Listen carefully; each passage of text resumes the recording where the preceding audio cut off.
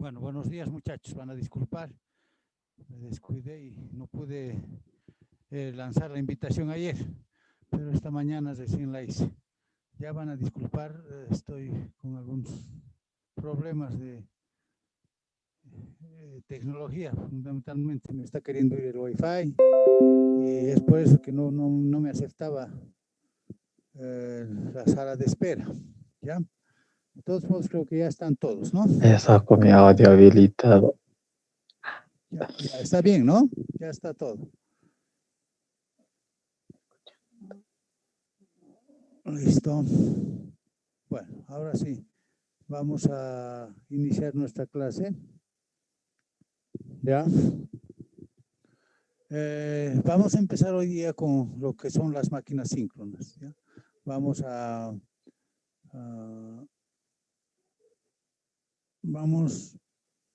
a ver hoy día el principio de funcionamiento del generador síncrono. ¿Cierto? Entonces, cuando hablamos hemos visto en primera instancia, un poquito repasando lo que habíamos visto en la clasificación, que en el tema de las máquinas giratorias o rotatorias, ¿no? Tenemos dos grupos, ¿no? Dos grandes grupos. Un grupo que es las máquinas síncronas y el otro que es el grupo de las máquinas asíncronas, ¿no? Entonces, estos dos grandes grupos podemos identificarlos fácilmente. El primer grupo de las máquinas síncronas, su uso más genérico, más general, es el del generador de energía eléctrica. ¿Ya? Mientras que las máquinas asíncronas, su uso más general en el mercado es como motor eléctrico. ¿Ya? Entonces, las máquinas sincrónicas, que es su nombre correcto, denominadas también máquinas síncronas, ¿ya? Se las denomina así porque la relación de frecuencia con velocidad del rotor es directa.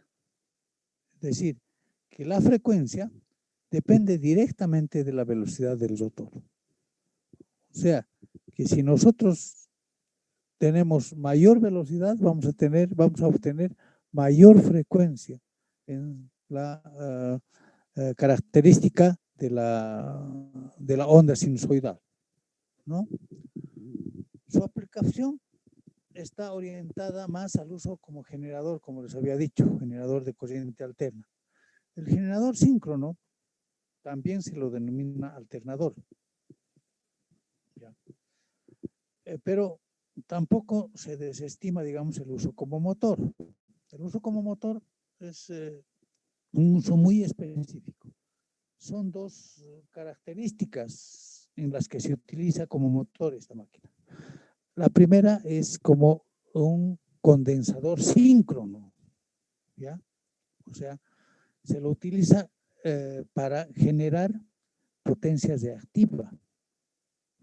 O sea, prácticamente como un condensador. Cuando se tienen redes o demanda de energía con mucho reactivo, cuando hay demanda de energía, en un caso, por ejemplo, de ciudades muy industriales, entonces ahí se utilizan en las centrales hidroeléctricas mismas, se utiliza al generador síncrono como un condensador, o sea, como un motor síncrono. Ese es uno de los usos importantes en la industria, ¿ya? Pero también en el ámbito ya productivo, en el ámbito industrial mismo, también se utiliza como motor esta máquina síncrona, ¿no? Que tiene muy buenas características, ¿no? Es el motor síncrono con rotor bobinado. Es una máquina en su rotor es muy parecida a la máquina de corriente continua. Tiene colector. Tiene un colector y tiene su armadura. ¿Ya? Pero el estator es ranurado, es idéntico al de un motor de inducción. Entonces, estas máquinas, estos motores síncronos, tienen un uso muy específico, han venido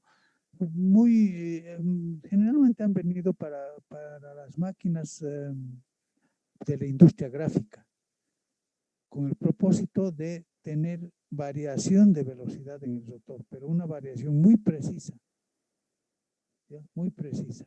Entonces, la variación de velocidad en este tipo de máquinas se la consigue con el movimiento del portaescobillas. Entonces, el portaescobillas tiene un movimiento, ¿no?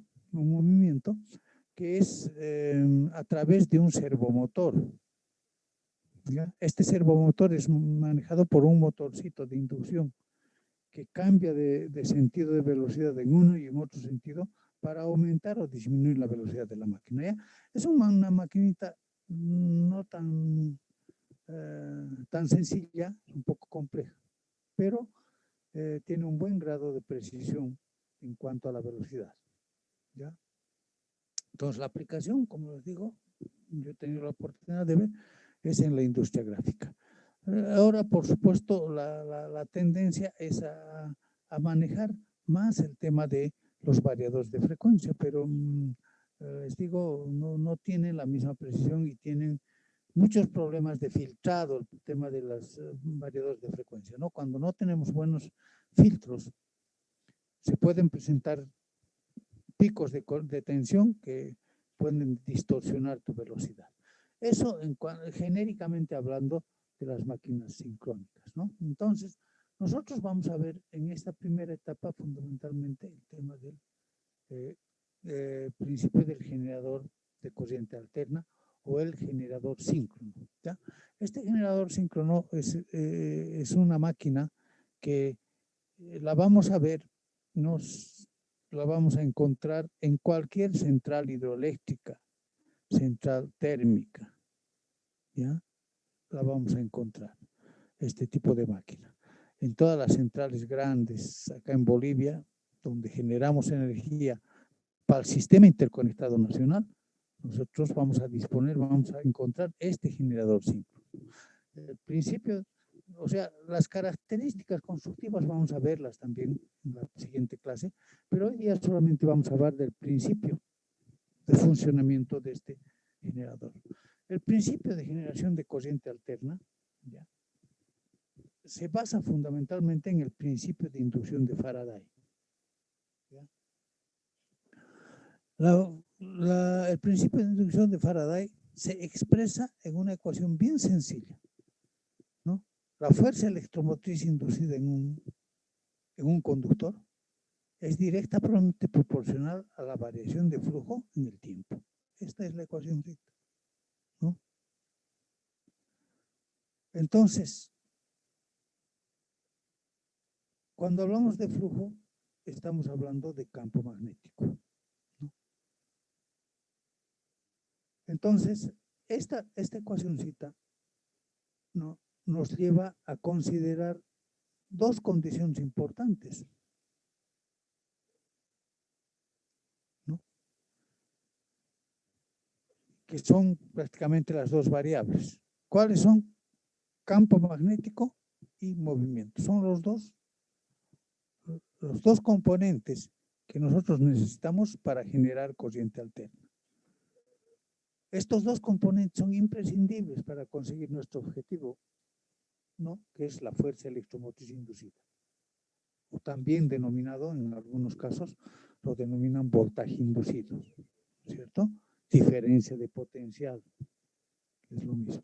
Entonces, nosotros vamos a conseguir esta diferencia de potencial, este voltaje inducido, ¿no?, siempre y cuando contemos con un campo magnético y, por supuesto, que este campo magnético se mueva o directamente tengamos un movimiento en el elemento que vamos a conseguir. ¿Ya?